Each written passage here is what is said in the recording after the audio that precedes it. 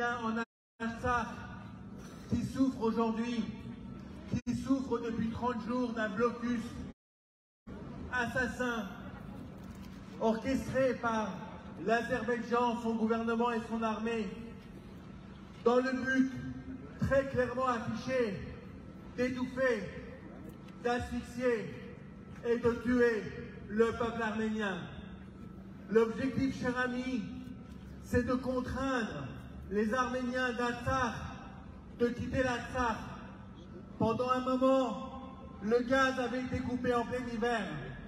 Il n'est pas exclu qu'il soit coupé de nouveau. Aujourd'hui, les 120 000 Arméniens d'Artsakh sont coupés du monde. Rien ne rentre, rien ne sort. Ni les vivres, ni les médicaments. Il y a de nombreuses personnes qui doivent aller se faire soigner en Arménie, mais qui sont bloquées en Artsakh, dont des enfants à qui on ne permet pas les soins de base et qui risquent de mourir en Artsakh, faute d'assistance. Faute d'assistance, chers amis, car il s'agit bien de cela. Aujourd'hui, en 2023, on laisse un peuple se faire asphyxier par une armée, par un État, sans réagir, sans prendre les décisions qui s'imposent. Les décisions qui s'imposent, c'est d'aller là-bas et de mettre dehors l'armée de l'Azerbaïdjan. C'est ça les décisions. On n'a pas le droit aujourd'hui de laisser un peuple se faire assassiner comme on laisse le peuple d'Artsakh se faire assassiner. Alors aujourd'hui, on a voulu venir ici. Merci aux parlementaires, aux députés, aux sénateurs qui sont là, dont certaines et certains vont prendre la parole devant vous pour marquer leur solidarité, leur soutien, leur rejet de cette situation. On sait qu'aujourd'hui, les forces pan-turques profitent de la situation géopolitique pour accroître leur pression sur le Haut-Karabakh et sur l'Arménie, sur le peuple arménien. Et nous sommes très inquiets, chers amis. Nous sommes très inquiets parce que dans la situation actuelle où seule l'Ukraine importe, et nous comprenons, mais dans la situation actuelle où seule l'Ukraine importe, le regard de la communauté internationale ne se tourne pas vers l'Arménie et vers l'Artsakh. Dans ce monde où pour les médias, seule l'Ukraine importe, on n'a envoyé aucun journaliste depuis 30 jours qu'il y a le blocus sur place. Aucun journaliste occidental n'est allé voir ce qui se passe là-bas. Alors oui, bien sûr que l'Ukraine nécessite toute l'attention du monde, évidemment. Mais il n'y a pas que l'Ukraine. Aujourd'hui, il y a un peuple qui se fait assassiner devant nos yeux en 2023. Et aujourd'hui, si la communauté internationale ne bouge pas, c'est comme si elle donnait un feu vert à la Turquie et à l'Azerbaïdjan pour continuer à asphyxier, continuer à étouffer, continuer à assassiner, continuer à occuper le territoire. Et puis pourquoi pas rentrer encore plus dans la République d'Arménie, puisque depuis mai 2021, il y a 1000 soldats azerbaïdjanais qui occupent une partie du territoire de la République d'Arménie, sans que l'ONU, dont c'est pourtant le devoir et la vocation de réagir, n'a réagi. Aucune force d'interposition n'a été envoyée, malgré les demandes qui ont été répétées. Aucune délégation n'est allée pour jouer sur place les intermédiaires et dialoguer sur place pour le retrait des forces azerbaïdjanaises. Alors là, on compte sur la Russie, qui est là-bas, mais qui n'arrive pas à négocier. C'est pas bien. Ce n'est pas bien. Il y a aujourd'hui une responsabilité qui est une responsabilité collective de la communauté internationale à prendre les dispositions qu'il faut et les responsabilités avant que le peuple arménien d'Artsakh soit contraint à la mort. Chers amis, encore une fois, merci d'être là à notre appel. On va donner la parole à Arat Oranian, co-président du CCAF, et ensuite nos amis parlementaires viendront s'exprimer à la tribune. Merci beaucoup.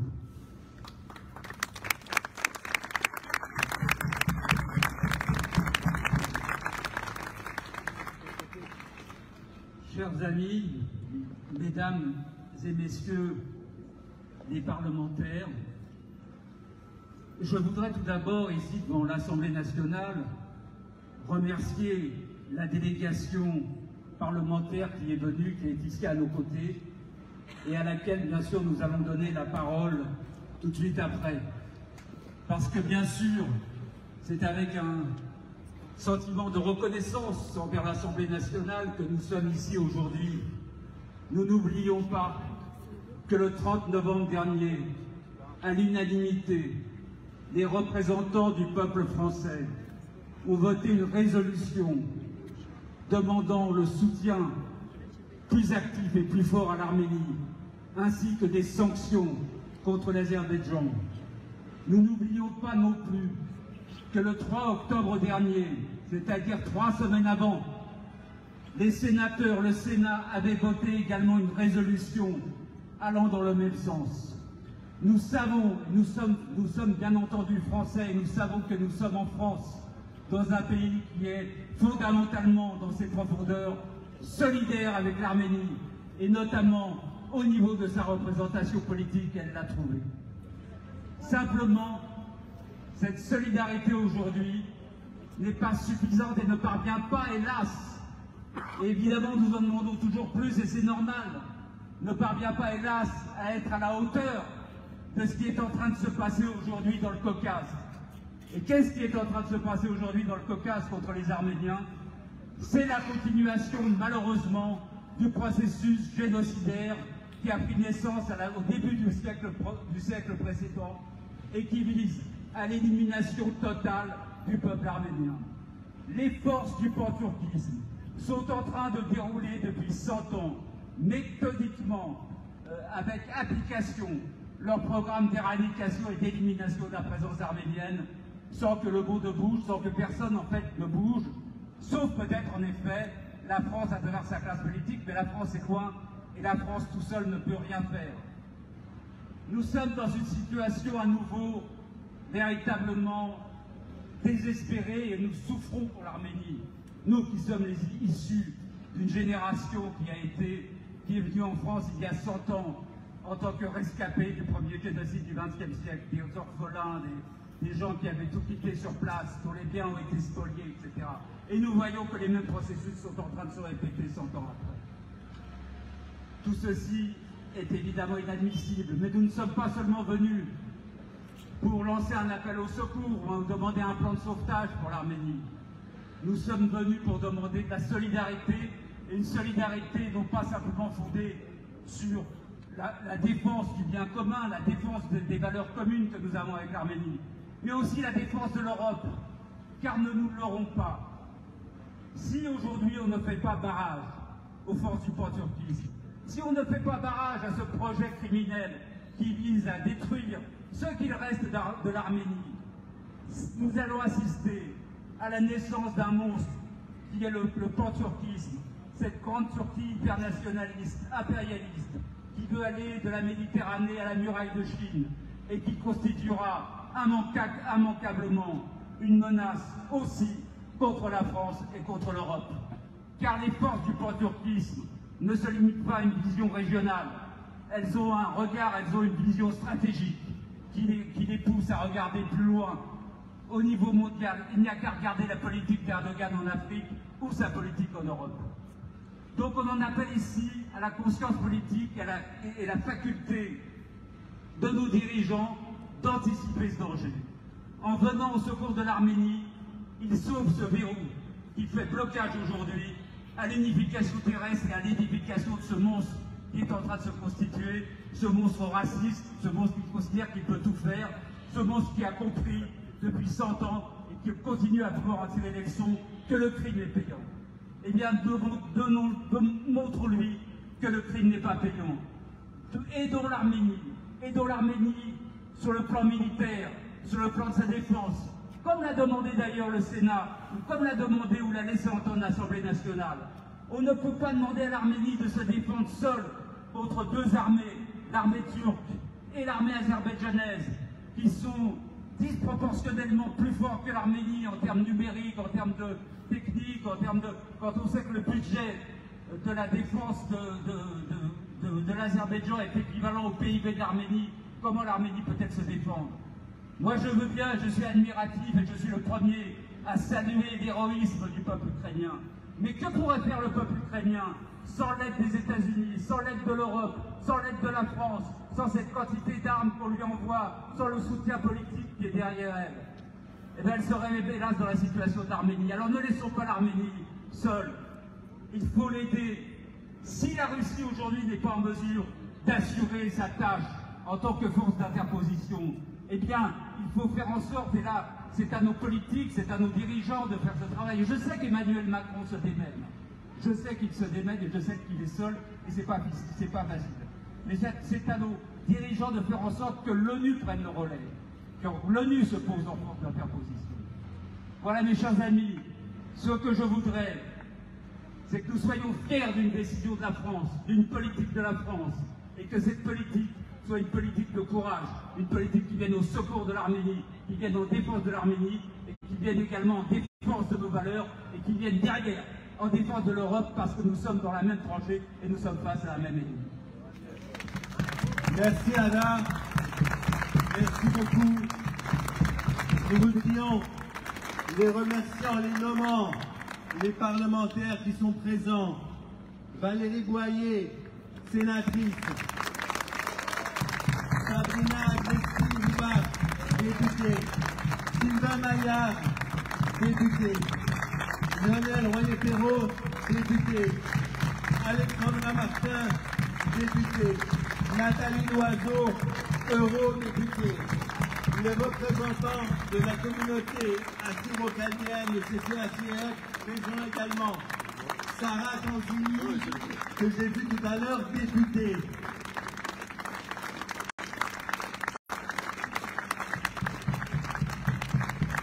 Merci à vous d'être présents.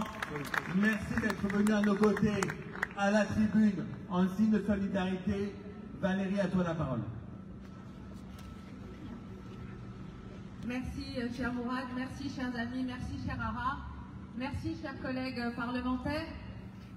En ce début d'année, je vais vous dire, je suis triste de me retrouver une nouvelle fois ici pour les mêmes raisons. Depuis que la cause arménienne est défendue en France, eh bien, la situation de l'Arménie même s'aggrave. Et effectivement, depuis cette sinistre guerre des 44 jours, la situation de la République d'Arménie est devenue de plus en plus précaire et de plus en plus difficile, tout cela dans l'indifférence internationale. La question que j'ai posée plusieurs fois au Parlement, notamment au Sénat, c'est: est-ce que la vie des Arméniens vaut-elle moins que celle des Ukrainiens? Pourquoi aujourd'hui tant de silence et tant d'indifférence?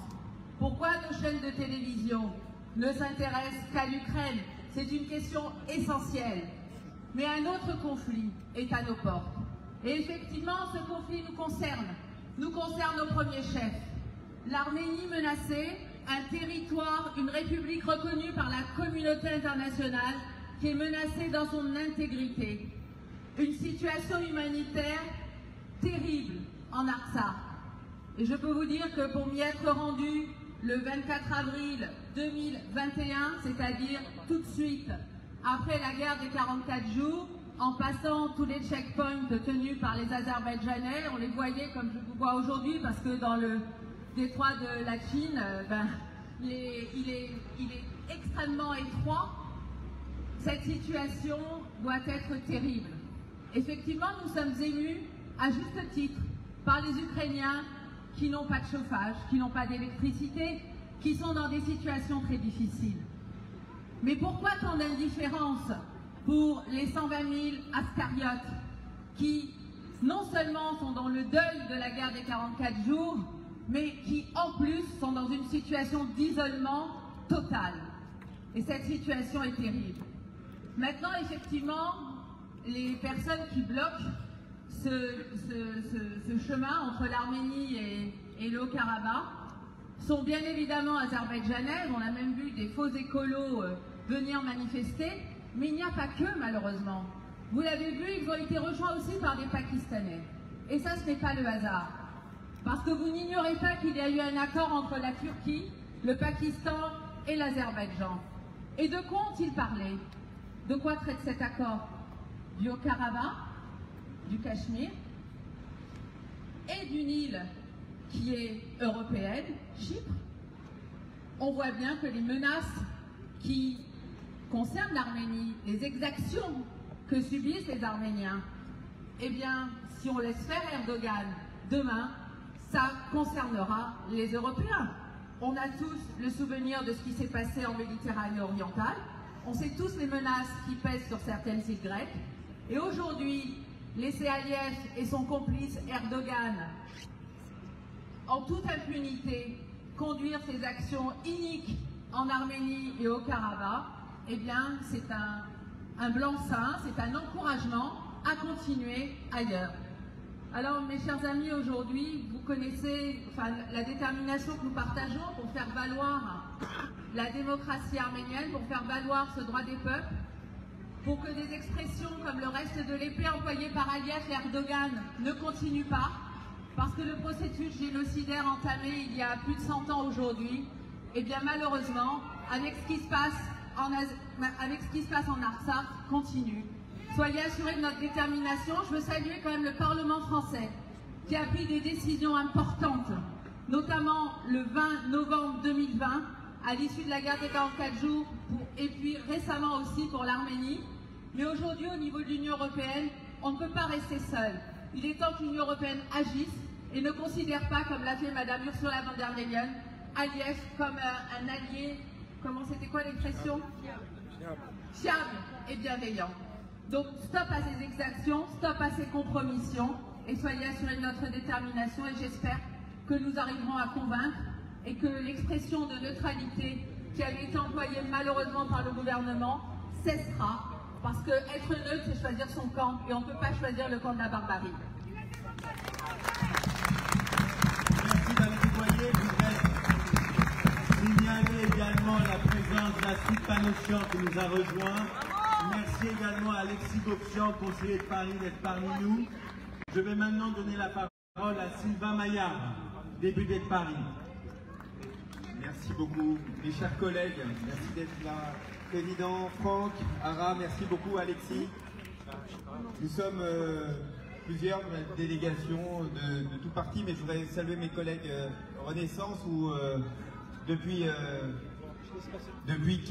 quelques semaines, et tu l'as rappelé tout à l'heure, Ara, nous avons voté une résolution contraignante, une résolution d'ambition pour dire tout simplement à Aliyev, stop. Laisse les Arméniens tranquilles, laisse l'Artsakh libre. Nous sommes quelques semaines plus tard, vous le savez, tu l'as dit tout à l'heure, Ara, le président de la République, je voudrais tenir ces mots. Le président de la République a mis tout le monde autour de la table pour discuter, trouver des solutions. Ce qui a d'ailleurs bloqué le conflit, rappelez-vous des frappes sur l'Arménie. Mais on voit une sorte de nouveau conflit qui se crée. On n'est pas dupes. Tout à l'heure, Valérie vient de l'expliquer parfaitement. Bloquer les routes, faire en sorte que les uns et les autres, que la vie soit impossible en Artsakh. Nous allons continuer tous nos efforts, ici à l'Assemblée nationale, venir à votre soutien, dire tout le temps, que nous sommes aux côtés des Arméniens. Nous ne sommes pas dupes de ce qui se passe. Pousser le gouvernement français, vous savez à quel point il est investi et que le président de la République est investi, faire en sorte de trouver des moyens. Oui, c'est plus compliqué, il faut se le dire aussi, c'est plus compliqué d'amener des armes en Arménie qu'en Ukraine. C'est aussi des choses très simples. Et le président de la République a toujours dit, il nous faut qu'on trouve une résolution de court terme, mais aussi de long terme. Et il continuera avec le quart d'heure C à trouver, à chercher une voie de discussion. Je voudrais juste vous dire, avant de passer la parole à Nathalie, si tu permets, à Nathalie Loiseau, notre collègue députée européenne, ancienne ministre de l'Europe, vous dire que nous sommes là. Toutes les manifestations, nous serons là. Président, nous serons toujours à vos côtés. On continuera à mettre la pression sur le gouvernement français, sur l'Europe, pour qu'on n'oublie pas les Arméniens. Qu'on n'oublie pas les Arméniens. Comme l'a dit aussi Valérie, je saluais aussi ce qu'elle dit, elle est partie, bon. Mais ce qu'a dit Valérie, c'est très clair, aussi, et nous y associons. Il est essentiel que ce que nous faisons pour les Ukrainiens, nous soyons capables de le faire pour les Arméniens si besoin. Et donc, continuons notre soutien aux Arméniens, continuons à dire ici et partout dans le monde que c'est inacceptable et faisons en sorte que le blocus s'arrête. Pensons aux Artsakh, et en Artsakh où il fait, Alexis me le disait, -10 je crois à l'heure actuelle. Voilà, il fait froid et ils n'ont plus de médicaments. L'accès n'est plus possible pour les denrées alimentaires. Le but il est simple, c'est de vider l'Artsakh. Nous combattons contre ça. Merci à vous.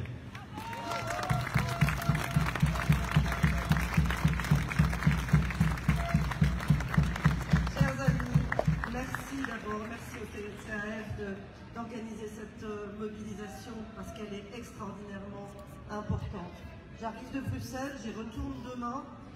J'ai passé une partie de la journée à convaincre déjà mon groupe politique et 2 autres groupes politiques pour qu'on vote la semaine prochaine en plénière à Strasbourg une résolution sur ce qui est en train de se passer dans le corridor de Latchine. J'espère y arriver. Il me manque encore 2 groupes politiques pour que ça passe.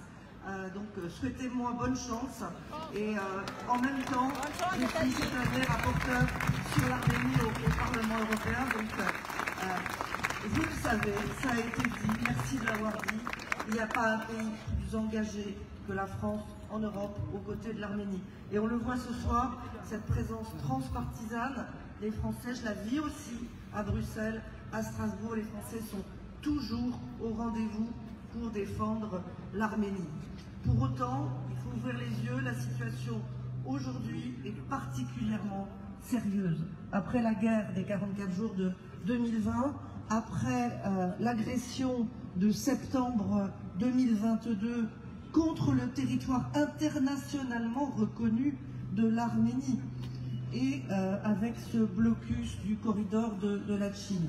Ce qu'on voit, c'est évidemment l'arrogance, l'agressivité, l'aventurisme militaire de l'Azerbaïdjan soutenu par la Turquie. Et là, vous allez me dire, ça n'est pas nouveau et vous aurez raison. Ce qu'on voit aussi, c'est un abandon en race campagne de l'Arménie par la Russie. On l'a vu en 2020. En 2020, il a fallu attendre la dernière minute pour que Vladimir Poutine ordonne un cessez-le-feu. Le drapeau azerbaïdjanais se rapprochait dangereusement de Stepanakert. En septembre de l'année dernière, lorsque l'Arménie a voulu déclencher son système de défense antiaérien contre l'Azerbaïdjan, la Russie l'en a empêché. Et aujourd'hui, les soi-disant observateurs russes qui sont là pour le maintien de la paix dans le corridor de Latchine ne font rien pour libérer la population de l'Artsakh.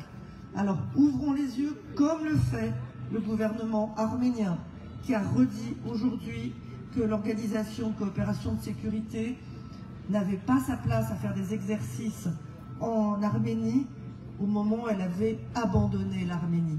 Mais alors si la Russie fait payer à l'Arménie ce qu'elle est, c'est-à-dire une démocratie qui nous ressemble, qui regarde vers nous, alors qu'attendons-nous pour être beaucoup plus présents, beaucoup plus actifs et beaucoup plus engagés? Ça a été dit, Emmanuel Macron se bat pour faire entendre la raison à nos partenaires européens et au-delà. Sans lui, il n'y aurait pas eu cette longue nuit de négociations à Prague qui a permis l'envoi d'une mission d'observation. Aujourd'hui, une partie de mon travail, c'est de faire en sorte que cette mission d'observation soit poursuivie et soit renforcée. Et ceux qui me disent il faut l'accord de l'Azerbaïdjan, je leur demande depuis quand on a demandé l'accord de la Russie pour avoir une mission de l'Union européenne en Ukraine. Il ne peut pas y avoir deux poids et deux mesures. Dans les deux cas, il y a un agresseur et un agressé. Dans les deux cas, l'agressé est une démocratie qui regarde vers l'Europe. Dans les deux cas, notre devoir, c'est de soutenir ces pays qui comptent sur nous, qui regardent vers nous et qui n'ont qu'une envie, c'est de nous ressembler. Donc comptez sur nous, sur notre engagement pour ne rien laisser passer, pour interpeller en permanence, comme je l'ai fait juste avant Noël, Josep Borrell, Charles Michel, en leur disant « vous n'en faites pas assez, vous ne pouvez pas rester neutre. Il y a une violation du droit international, un blocus c'est une violation du droit international, c'est non seulement indigne mais c'est illégal, vous devez intervenir, vous devez agir, vous devez prendre des décisions qui vont faire changer les choses pour 120 000 personnes, dont, ne l'oublions jamais, 30 000 enfants. Alors continuons à nous mobiliser pour le peuple de l'Artsakh, pour le peuple arménien, pour cette civilisation à laquelle nous sommes tellement attachés, à laquelle nous devons tant. Nous devons lui rendre ce que nous lui devons. Merci Nathalie Loiseau. Je voudrais signaler la présence de Vincent Nioré, vice-bâtonnier du barreau de Paris, d'Agit Polat, porte-parole du CDKF, nos amis kurdes. Merci d'être là également. Je vois également quelques militants kurdes qui sont dans la foule. Merci d'être là. Et nous allons donner la parole à Alexandra Martin, députée des Alpes-Maritimes. Merci beaucoup, Président. Alors, chers amis, je partage évidemment tout ce qui vient d'être dit. Vous savez, nous tenions absolument à être à vos côtés aujourd'hui avec ma collègue Christelle Dintorni et tout notre groupe avec nous, comme nous le sommes depuis ces funestes jours, effectivement, de septembre, au cours desquels la violation du cessez-le-feu de 2020 a été flagrante. Parce que, comme je le répétais, comme je le disais en tribune de l'Assemblée nationale quand nous avons défendu la résolution, il s'agit bien de nous défendre.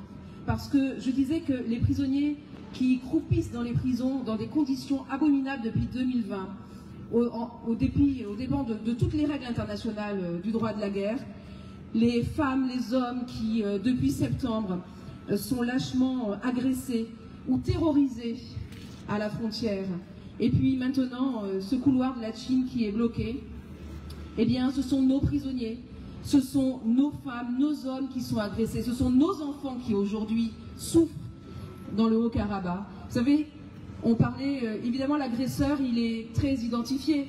Le couloir de la Chine, il a d'abord été bloqué par des soi-disant écolos qui dansaient. Puis bon, oui, il fait moins 10 degrés aujourd'hui. Et comme il fait moins 10 degrés, ben, ils n'ont pas continué, parce que vous comprenez, eux, ils ont froid. Et aujourd'hui, ce sont bien des soldats azéris qui les ont remplacés. Donc l'agresseur, il s'est dénoncé lui-même.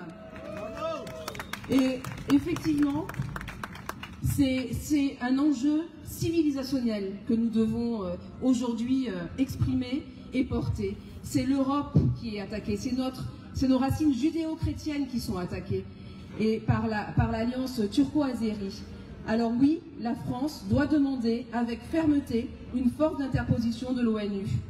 Et puis nous devons aussi tout de suite libérer ce couloir, libérer l'aéroport, parce que la catastrophe humanitaire dans laquelle nous sommes aujourd'hui, elle ne va faire que s'amplifier.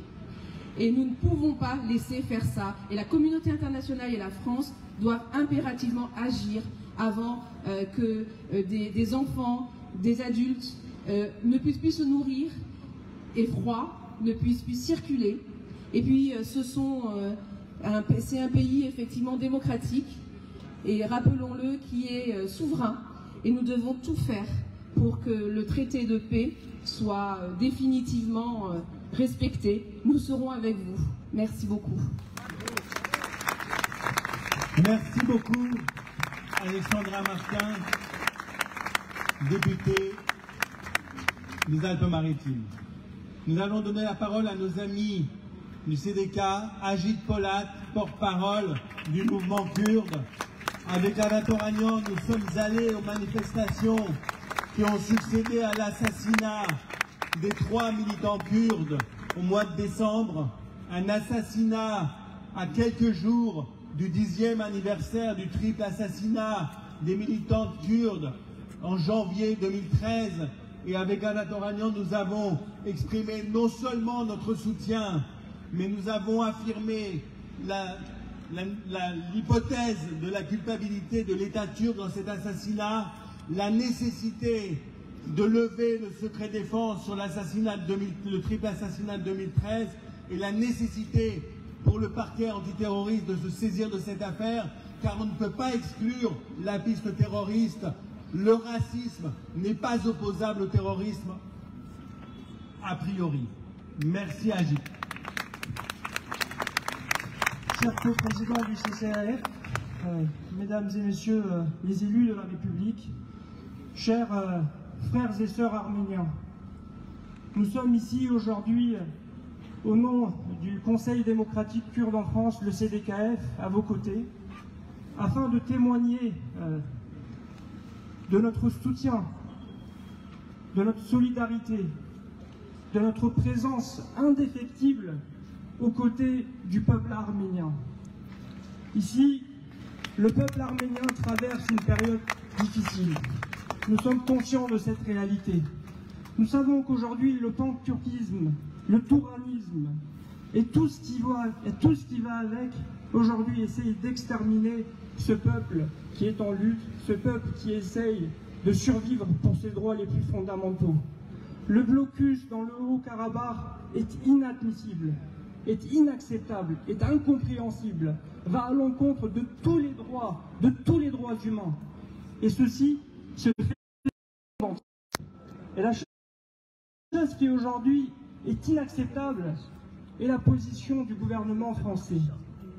Je suis désolé de dire ça, mais dans la politique étrangère, il y a besoin de clarification. Je rejoins les propos des coprésidents de tout à l'heure.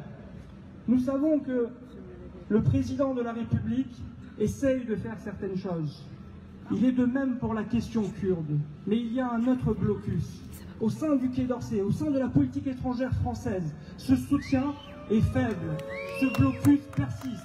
Et il y a besoin de renverser ce blocus. Il y a besoin de changer cette stratégie. On ne peut pas de cette manière essayer, d'une part, de dire que nous soutenons les Arméniens et les Kurdes, mais d'autre part, à travers sa politique étrangère, ne pas faire un geste, ne pas faire un pas concret. Il est inadmissible. Et c'est pourquoi je veux également, autour de la cause arménienne, nous avons besoin de davantage construire le soutien de la société civile française, des organisations de la société civile française. Nous avons besoin d'exercer davantage de pression sur le Quai d'Orsay. Il faut définir une ligne stratégique au sein du Quai d'Orsay quant à la question arménienne, quant à la résolution de la question et du conflit particulièrement dans le Haut-Karabakh. C'est pourquoi, encore une fois, je tiens particulièrement à réitérer ce point-là. Nous sommes ici aux côtés de nos frères et sœurs arméniens. Nous le serons tant qu'il le sera nécessaire et ce soutien est indéfectible. Nous avons besoin de clarifier ce point-là et nous continuerons cette lutte aux côtés des organisations arméniennes et de nos frères et sœurs arméniens. Merci à vous toutes et tous.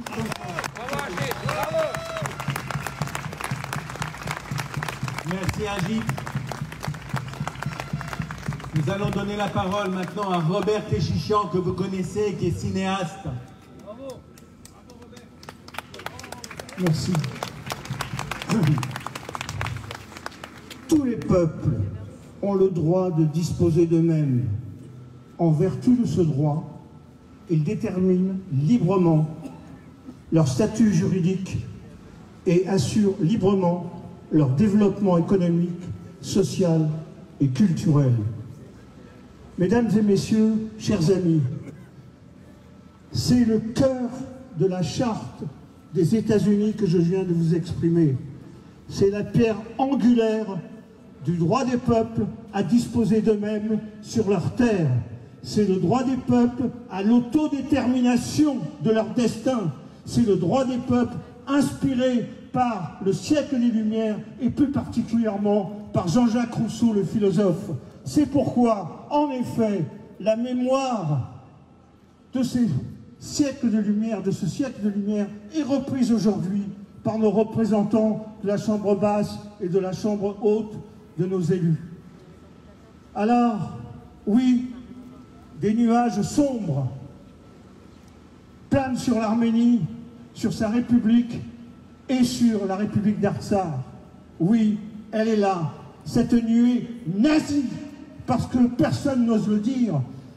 Erdogan comme Aliyev ne sont pas des avatars du nazisme, ils sont les bâtards de ce qu'était le nazisme, du fascisme. Ce sont des nazis avec pour objectif la destruction d'une nouvelle Shoah, d'un nouveau génocide. Et devant cette indifférence internationale, je vous propose tous, un jour ou l'autre, que tous les citoyens de ce monde, qu'ils soient français, suisses, britanniques, espagnols, et pourquoi pas tous européens, et les citoyens des États-Unis, d'Argentine, d'Uruguay, je vous propose un jour d'imaginer que nous internationalisions ce conflit et obliger l'ONU à regarder ce qui se passe. Et pourquoi pas un jour ou l'autre, avec nos élus de la République, faire une marche pour ceux qui le pourraient, de la paix, une marche pacifique, pour montrer que ces territoires ne sont pas des territoires isolés, mais sont soutenus par une composition internationale.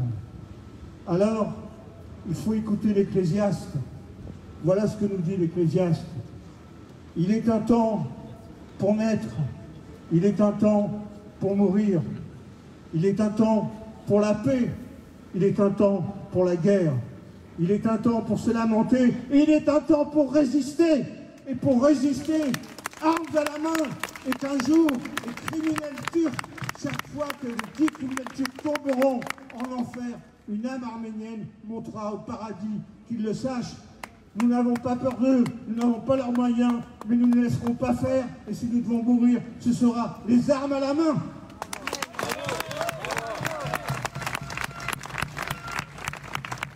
Merci Robert, merci. La parole maintenant à Vincent Nioré, vice-bâtonnier au barreau de Paris.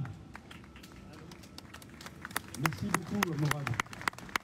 Nous étions il y a quelque temps à la manifestation organisée par le Centre démocratique kurde, dont Ajit Polat, qui est ici, qui nous fait l'honneur de sa présence, est le porte-parole. Nous étions le 24 décembre présents, et nous étions samedi dernier présents avec Arat Oranian et Mourad Tapasian. L'union fait la force. Nous ne pouvons pas rester isolés dans notre coin pour la simple raison que nous sommes abandonnés par la communauté internationale.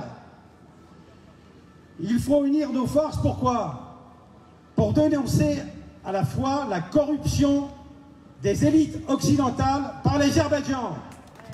L'Azerbaïdjan qui, la presse financière nous le dit, a lâché 3 milliards de dollars sur les 10 dernières années pour corrompre toute la classe politique internationale. Et que font les procureurs de la République? Ils ne font rien, alors que nous savons que des mouvements financiers crapuleux sont en place pour acheter les silences. C'est inadmissible. Il nous faut réagir sur un plan judiciaire, et je mettrai en œuvre tout ce qu'il est possible de faire de mon côté pour que les choses changent. C'est le premier point. Le deuxième point, il faut nous unir à nos amis kurdes qui manifestent de manière impressionnante. Il faut rejoindre les manifestations de nos amis kurdes qui luttent contre quoi? Qui luttent pour la sécurité des Kurdes en France, qui ont droit à la sécurité et la liberté sur le territoire français. Nous ne sommes pas en Turquie, nous sommes en France et on les assassine en refusant de qualifier ces crimes de crimes terroristes, alors que ce sont des crimes terroristes, c'est-à-dire des atteintes à la vie organisées dans le but d'effrayer les populations par la terreur. Nous avons tous les critères juridiques et ils ne sont pas appliqués. L'attentat contre le centre d'Anguin est un attentat ciblé, comme Mourad a pu le rappeler tout à l'heure. Et pourquoi tout ça? Unissons nos forces pour sauver l'Artsakh. Nous n'y arriverons pas tout seuls. On voit bien que le corridor de la Chine est aujourd'hui occupée par l'armée azerbaïdjanaise qui s'est substituée à ces faux civils, faux militants écologistes, grotesques, ridicules, la honte de toute la communauté internationale. Il faut unir nos forces et se rendre en Artsakh. J'y étais comme François Devedjian, Élise Bogossian et beaucoup d'autres. Nous sommes allés à la frontière, à Sokht. Il faut aller voir les paysans qui ont été bombardés par l'armée azerbaïdjanaise qui est à 5 km de là. J'ai un ami qui est avocat, qui est militaire, qui m'a emmené là-bas. Vrej. Un ami très cher. Et nous sommes partis d'Yerevan à Sokht, où nous avons pleuré là-bas face au drame que nous avons constaté. Et que fait la communauté internationale? Elle ne fait absolument rien. Il va falloir réagir. Nous ne pouvons pas rester inertes. Pourquoi? Parce que si vous allez à Sokht, vous vous apercevrez qu'entre Yerevan, le lac Sevan et Sokht, ce sont des plaines. Et que demain, rien ne s'oppose à l'invasion de centaines de chars sur le territoire national. On y entre comme dans du beurre. Et oui, c'est tellement facile, comme dans un moulin. Et qui ensuite aura le courage et la force politique de demander l'expulsion de toute une armée sur le territoire ancestral arménien, souverain arménien? Personne. Alors avant qu'il ne soit trop tard, il nous faut nous mobiliser par tous les moyens face à une classe politique inerte. Vive la révolution arménienne, vive l'Artsakh!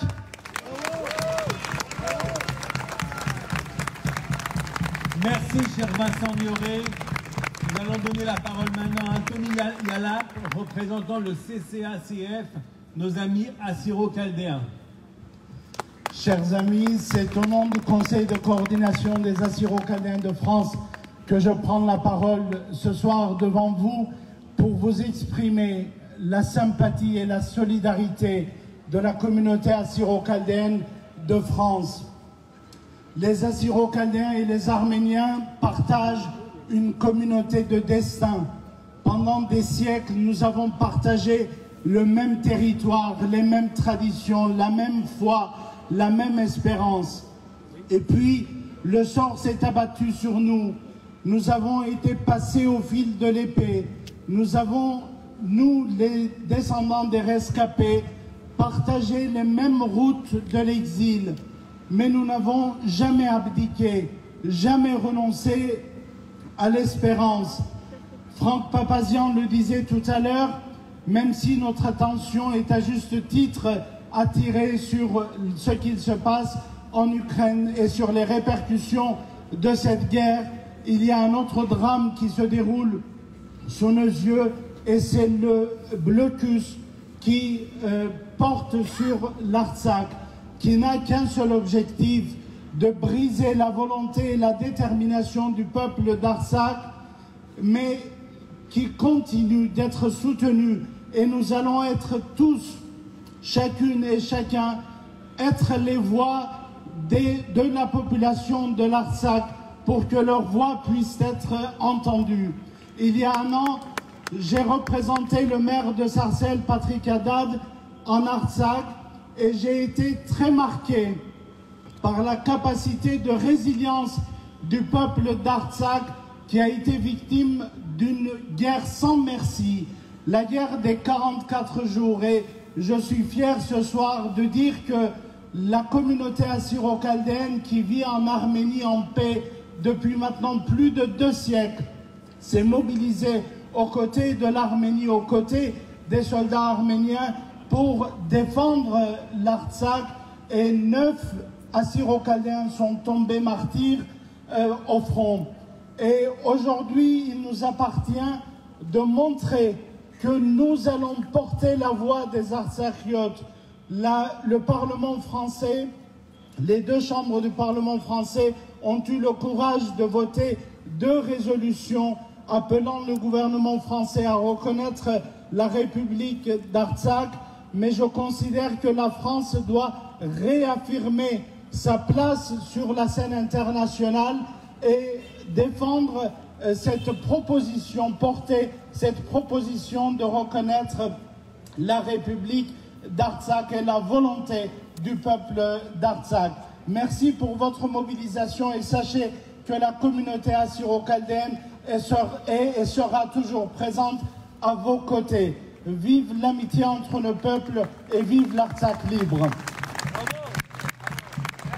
Merci Anthony Yalat, merci à nos amis assyro-chaldéens pour leur solidarité, merci à nos amis kurdes pour leur solidarité, merci aux différents députés et sénateurs qui représentent toute la classe politique française d'avoir été à nos côtés.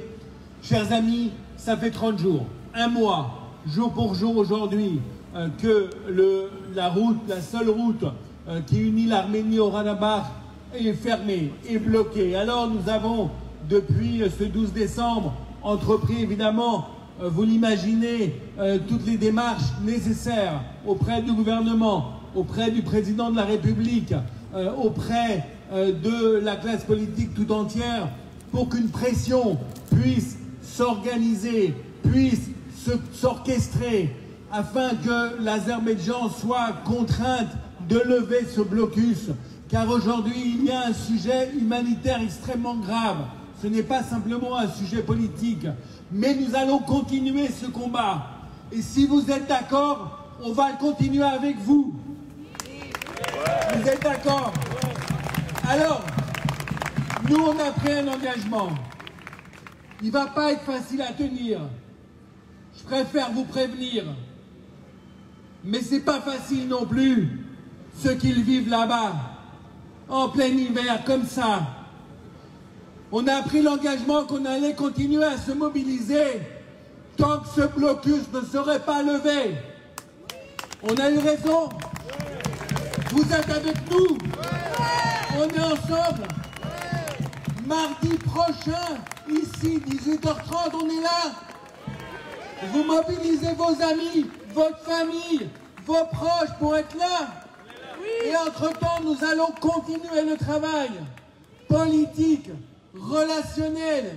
Et vous pouvez, vous aussi, auprès de vos députés, auprès de vos maires, auprès de vos sénateurs, écrire, appeler, contacter, pour vous manifester, pour manifester votre colère par rapport à la politique d'agression de l'Azerbaïdjan. Est-ce que vous pouvez faire ça? Est-ce que vous pouvez aussi demander à vos élus de nous rejoindre dans ce mouvement en faveur de la vie des Arméniens du Haut-Karabakh? Vous pouvez faire ça? Alors, si c'est oui, nous réussirons les amis, parce que des mobilisations s'organisent également dans le monde entier. Et dans le monde entier, la diaspora se mobilise auprès des Arméniens du Haut-Karabakh. Alors nous sommes en contact évidemment avec les Arméniens du Haut-Karabakh, évidemment, avec le gouvernement du Haut-Karabakh aussi, puisque cela ne vous a pas échappé. Nous avons reçu le président de la République du Haut-Karabakh, de l'Artsakh, Araïg Haroutunian, il y a quelques semaines, avec qui nous avons eu des réunions de travail, justement, pour que la pression soit encore plus forte en diaspora vis-à-vis de l'Azerbaïdjan. Et à un moment donné, quand on sera suffisamment nombreux ici, ensemble, nous déciderons d'aller faire une manifestation géante devant l'ambassade d'Azerbaïdjan, d'accord? Oui. Mais il faut qu'on soit beaucoup plus nombreux que ça. Ça veut dire que vous devez participer à cette mobilisation avec nous. Et quand on sera nombreux ici, ensemble, on décidera d'aller devant l'ambassade de l'Azerbaïdjan. Chers amis, je veux laisser Ara Toranian conclure. Merci d'avoir été là. Merci d'avoir répondu à notre appel. Et rendez-vous mardi prochain à 18h30 ici. Merci.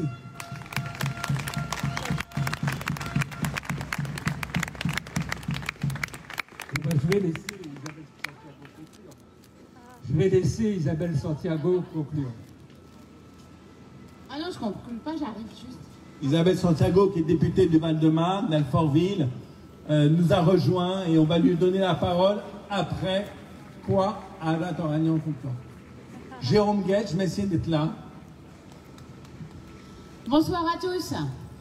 Votre mobilisation, elle nous fait chaud au cœur. Nous sommes extrêmement mobilisés. L'agenda là ce soir parlementaire est extrêmement complexe.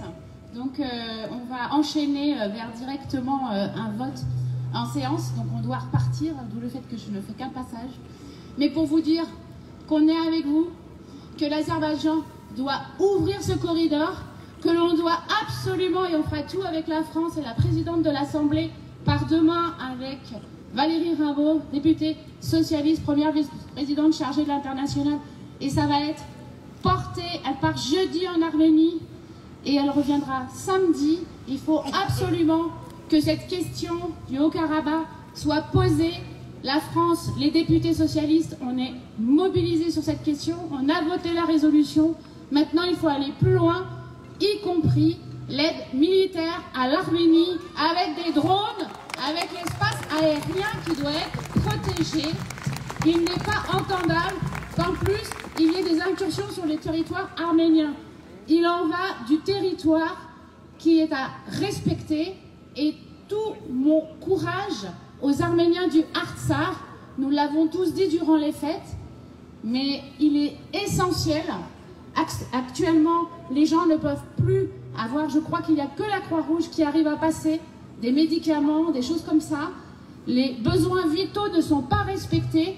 Il y a urgence à ce que la France se mobilise, et pas que les socialistes, tous ensemble à l'Assemblée, pour porter fort aux côtés des Arméniens et du peuple du Artsakh la possibilité de vivre dignement. C'est vraiment un engagement que vous connaissez de longue date, mais cette fois-ci, il faut vraiment qu'on fasse bloc tous ensemble.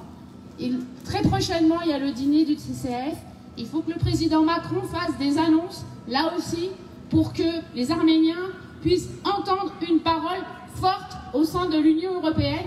Il faut, là aussi, on l'a demandé, une résolution très claire et une délégation qui reste sur place. Il nous faut absolument protéger ce territoire dans le Caucase Sud. Avec vous, avec l'Arménie, vive la République, vive la France. Et je donne la parole aussi à mon collègue Jérôme qui est à mes côtés, et au groupe. On est tous mobilisés. Merci Isabelle, moi je ne veux pas être plus long. C'était important dans cette journée très chaotique à l'Assemblée nationale aujourd'hui, et c'est pour ça que ça a été compliqué pour beaucoup de députés de pouvoir venir dès le début de ce rassemblement. Mais vous avez 1000 fois raison de maintenir la pression populaire, citoyenne, et de porter ici, devant l'Assemblée nationale, et donc devant la France tout entière, la parole des Arméniens, pour éviter la pire des choses, qui est celle de l'oubli, qui est celle d'une forme de soumission, de résignation, d'acceptation. Dans d'autres endroits du continent européen, la communauté internationale est capable de se mobiliser quand l'intégrité territoriale d'un pays, l'Ukraine, a été violée par son voisin russe. Il n'y a pas de raison qu'il y ait un deux poids, deux mesures, et qu'à chaque fois qu'un terre, assurément, mais, et je parle sous le couvert de la vice-présidente de la Commission de la Défense à l'Assemblée nationale, oui, y compris aussi un soutien militaire, défensif, évidemment, parce qu'on ne peut pas se lamenter des victimes, on ne peut pas se lamenter des conséquences de ce blocus, et à un moment donné, ne pas crédibiliser le soutien qui doit être apporté. Et donc, le fait que vous donniez rendez-vous toutes les semaines ici, c'est extrêmement important, parce qu'il y a une bataille de l'opinion, il y a le même type de solidarité que celle qui a pu s'exprimer à l'endroit des Ukrainiens, qui doit s'exprimer avec la même force à l'endroit des Arméniens, car la France est l'ami de l'Arménie, comme l'Arménie est l'ami de la France, et nous continuerons à être à vos côtés. Merci.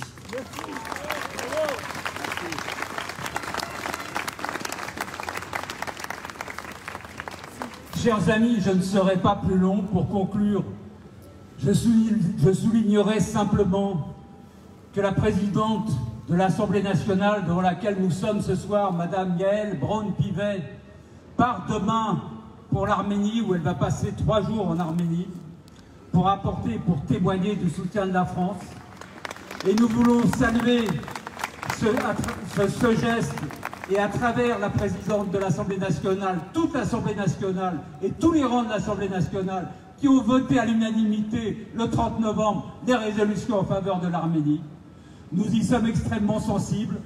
Dans ce combat-là, en effet, il n'y a pas de gauche, il n'y a pas de droite, il n'y a que un consensus pour le droit élémentaire à l'existence d'un peuple à vivre sur ces terres, qui est la base même de la civilisation. La force ne doit pas triompher sur le droit. Et en effet, mes amis, si nous voulons défendre nos frères artsartiotes, nos frères arméniens, ce dernier carré d'Arméniens qui vit encore sur ces terres, qui n'en a pas été chassé, qui n'a pas été exterminé, qui résiste malgré tout dans les pires difficultés, il faut que nous-mêmes nous fassions l'effort d'être encore plus mobilisés que nous le sommes aujourd'hui. Vous nous avez dit que vous seriez là la semaine prochaine. Je vous donne rendez-vous la semaine prochaine. Et je vous donne également rendez-vous avec Mourad Papazian pour la semaine d'après. Nous sommes, ne l'oubliez pas, dans l'unité. Ne laissons pas la communauté arménienne de France se faire déstabiliser dans un monde où on essaye de déstabiliser l'ensemble du monde arménien. Soyons unis, soyons forts. Nous avons relevé dans notre histoire, et en tant que communauté aussi, d'autres défis. Nous relèverons celui-là, celui de la mobilisation, et nous sommes d'autant plus forts que nous savons que nous avons la France, le peuple français et ses représentants avec nous. Merci à vous et à la semaine prochaine, jusqu'au dîner du CCF le 25 janvier avec le président de la République.